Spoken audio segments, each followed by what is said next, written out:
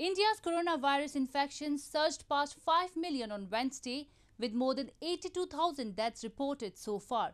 India is only the second country in the world to have more than 5 million cases after the United States.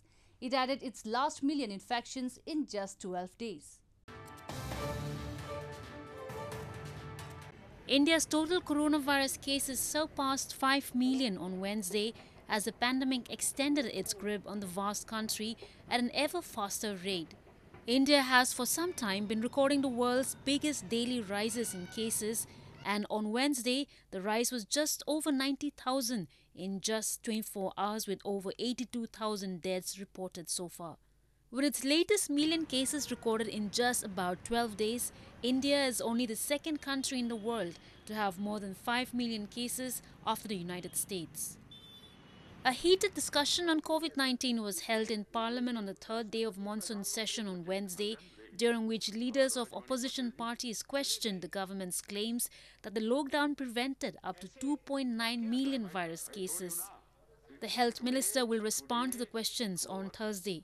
I would like to point out that the day the lockdown was imposed, using the emergency provisions under the NDMA Act, Epidemics Act played a side role in this.